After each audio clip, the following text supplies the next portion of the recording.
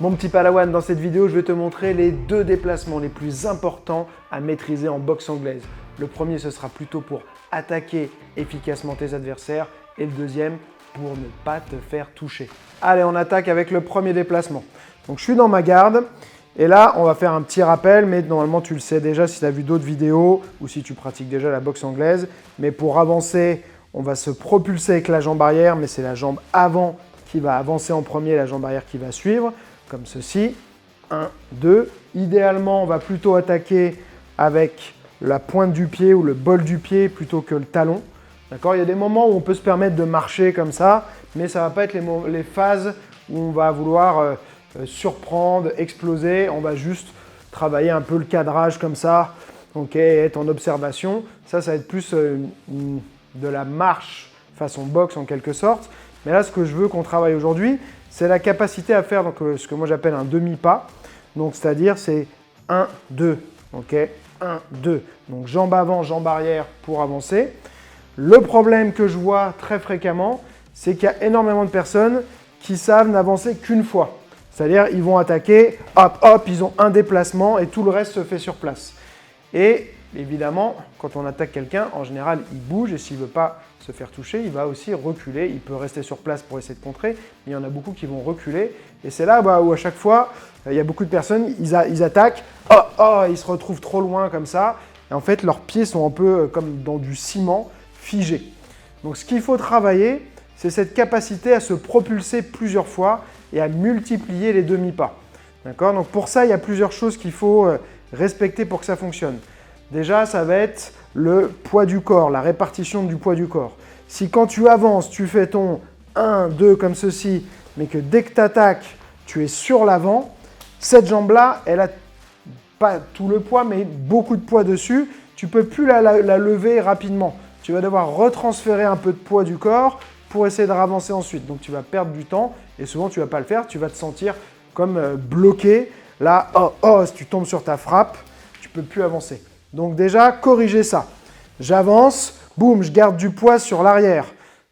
En fonction des recommandations, en fonction de comment tu veux combattre, il y en a qui vont te dire que c'est 50-50, d'autres qui vont te dire que c'est 60-40, d'autres qui vont te dire que c'est carrément 70-30. En réalité, moi, je trouve que ça fluctue. C'est-à-dire qu'il y a des moments où tu peux être à 50-50, d'autres moments où tu es plus sur la défensive. Ici, tu attends, tu vas te mettre plutôt à 70-30. Donc, il ne faut pas se dire, voilà, ça doit être absolument comme ça, tout le temps comme ça. Mais par contre, ce qui est important, c'est en général, ce n'est pas recommandé de se retrouver dans l'autre direction, c'est-à-dire plutôt à 60 ou 70% sur l'avant. Okay ? Sauf quand on sait qu'on veut envoyer de la puissance, on va dire que ce n'est pas technique, ce n'est pas la belle technique qu'on apprend de boxe, mais souvent quand on veut envoyer de la force, bam, parfois on va faire un transfert de poids. Et on le voit dans les KO en boxe anglaise, souvent, ce n'est pas juste un beau direct comme ça, c'est boum, ça plonge dedans un peu, mais c'est fait au bon moment et de la bonne manière. Il ne faut pas que ce soit en fait la seule manière d'opérer et de frapper, sinon on va se faire contrer très très fréquemment. Donc, on est là. On pousse avec sa jambe arrière, boum, et on ramène tout de suite. D'accord ? Ça aussi, c'est le point important, c'est qu'il y a pas mal de personnes qui n'avancent que la jambe avant. Ils veulent aller vers l'avant, ils font ça, bam. Donc forcément, le résultat est le même. En fait, c'est quand on avance quasiment que sa jambe avant, on se retrouve avec beaucoup de poids sur cette jambe-là. Ce qui permet de maintenir une répartition plus égale du poids du corps, c'est le fait d'avancer et de ramener cette jambe-là. Et surtout, le fait de ramener cette jambe-là, c'est ça qui va te permettre de repousser à nouveau pour recommencer. Okay ? Donc l'idée, normalement, c'est d'être capable de faire 1, 2, 1, 2. D'accord ? Donc je fais 1, 2, 1, 2, 1, 2, 1, 2. Là, pam, pam, pam, pam. Okay ? Donc bien sûr, tu vas le travailler après en reculant, mais ça va te permettre de faire boum, boum, de suivre quelqu'un, de le pourchasser avec des jabs, pam, pam, pam, pam, et de te fixer quand tu as besoin d'envoyer l'autre bras, par exemple. Okay ? Donc je te remontre encore une fois. À chaque fois, tu commences par avancer la jambe avant, mais tu te propulses avec l'arrière. Boum, tu ramènes tout de suite. Dès que celle-ci revient, elle repropulse l'autre. Okay ? Donc, ça va faire 1, 2, 1, 2, boum. Okay ? Là, ham, ham.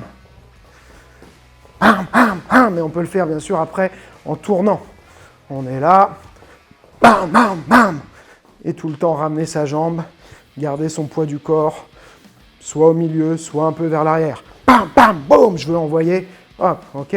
Donc ça, c'est la chose la plus importante pour moi qui manque dans ce que je vois, que ce soit dans mes coachings, les cours collectifs, les vidéos que je peux voir en ligne des personnes qui pratiquent la boxe. Souvent, c'est un déplacement qui paraît simple. On se dit c'est bon, je sais le faire. Et en fait, on arrive à le faire une fois, mais pas 2 ni 3 fois en général. Okay, et après, bien sûr, donc, tu peux le travailler en ligne. Mais comme j'ai montré, tu peux aussi le travailler en décalant, comme ceci, ce qui est assez intéressant. Là, bam, bam, bam, bam, hop, et ensuite tu ressors. Okay, donc le demi-pas, tu t'entraînes à faire des séries.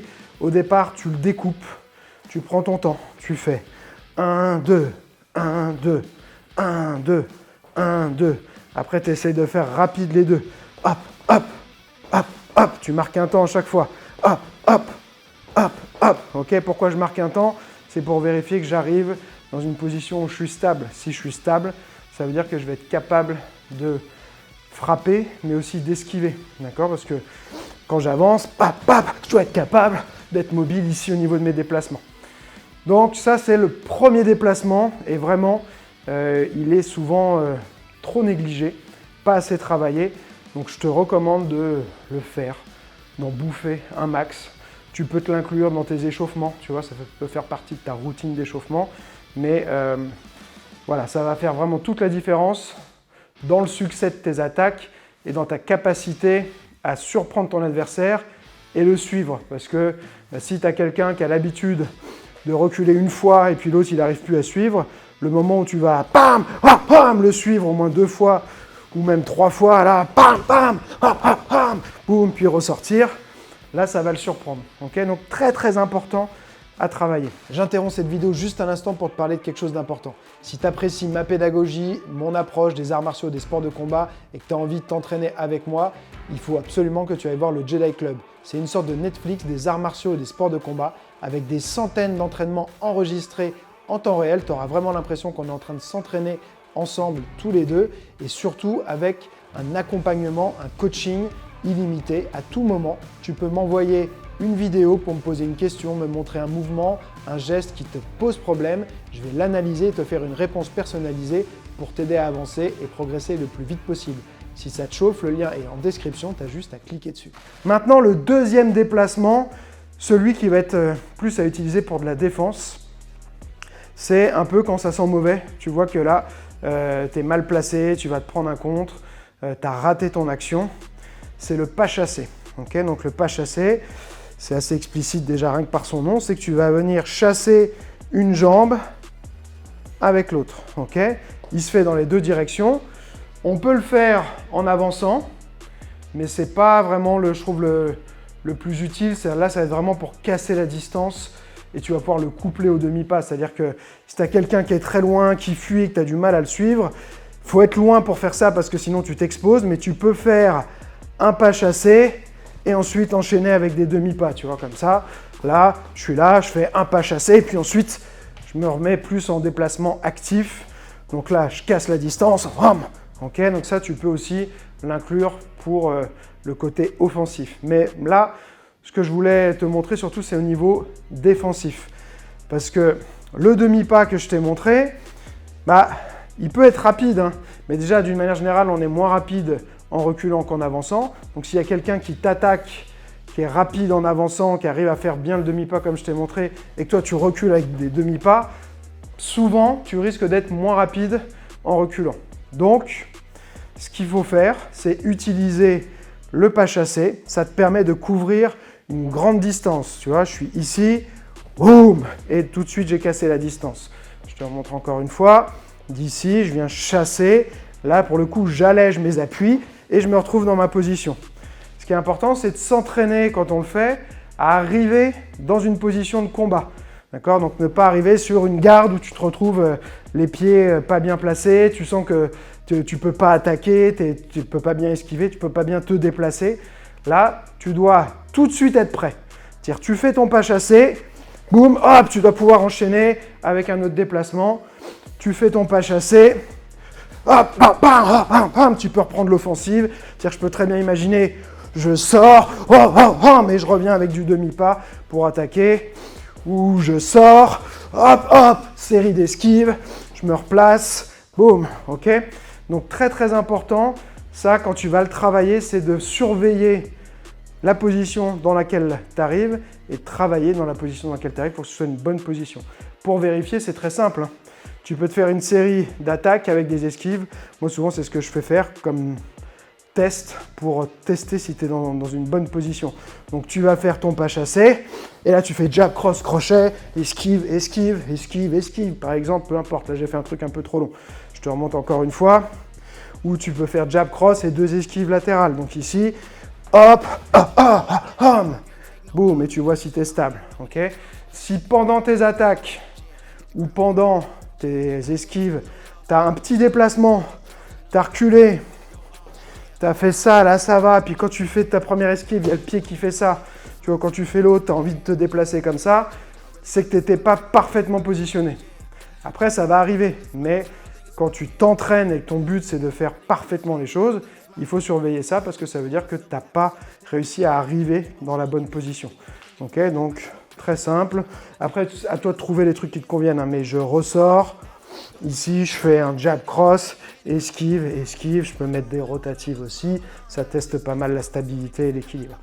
Ok, tu commences doucement et ensuite, tu vas pouvoir accélérer et c'est en mettant vitesse, intensité que tu vas voir en fait si ça tient la route ou pas ta position.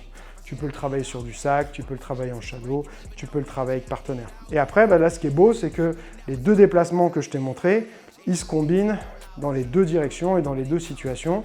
C'est-à-dire, comme je t'ai expliqué tout à l'heure, je peux tout à fait dire que je vais casser d'abord la distance sur quelqu'un qui est très loin, puis enchaîner avec du demi-pas. D'accord? Donc, je casse la distance ici, hop, hop, hop, hop, et ensuite, je le poursuis avec du demi-pas. Je peux très bien attaquer donc avec du demi-pas, puis sortir tout de suite avec mon pas chassé. Et je peux après, bien sûr, aussi le combiner pour revenir. C'est-à-dire, je fais une action où j'attaque, boum, boum, boum, je ressors, ah, bam, bam, je reprends l'offensive, je me déplace, et ainsi de suite. Okay, donc, il y a plein de manières après où tu vas pouvoir combiner ça pour travailler différentes situations et surtout te challenger, mettre une situation de plus en plus difficile avec des changements de direction, d'avant en arrière, passer au final d'un schéma moteur où tu fais avant-arrière, avant-arrière et après tu chasses et après tu repars sur avant-arrière ou alors tu chasses puis tu repars sur du demi-pas. C'est des schémas moteurs différents et parfois on arrive à les faire de manière isolée, mais quand il faut rapidement passer de l'un à l'autre, il y en a pour qui ça va être très compliqué. Tu croyais que tu y arrivais et en fait tu t'es mis dans une situation un peu plus complexe où tu dois passer d'un mouvement à un autre et là la technique fout le camp ou la coordination fout le camp. Donc voilà, il faut y aller progressivement sur les mises en situation. D'abord on fait des répétitions de base, le mouvement seul, il faut en manger un max.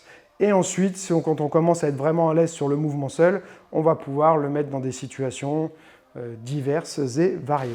Prends le temps de le faire et tu vas voir que ces déplacements ils vont vraiment changer ta boxe. Tu vas avoir des vrais progrès. Si tu veux que je te montre un petit drill supplémentaire qui peut t'aider à intégrer encore plus vite ces déplacements, il faut que tu rejoignes mon canal Telegram. Je vais partager une vidéo exclusive dessus. Le lien est dans la description et c'est gratuit. Bon ok, je t'ai dit que c'était les 2 déplacements les plus importants en boxe anglaise, mais il y en a plein d'autres qui sont super utiles et qu'il faut absolument que tu connaisses et que tu travailles. J'ai fait une vidéo YouTube il n'y a pas longtemps, une vraie masterclass sur les déplacements. Le lien est ici, fonce la regarder, ça va vraiment t'aider. Je te souhaite un joyeux entraînement et n'oublie pas, celui qui croit savoir n'apprend plus, alors garde l'esprit ouvert.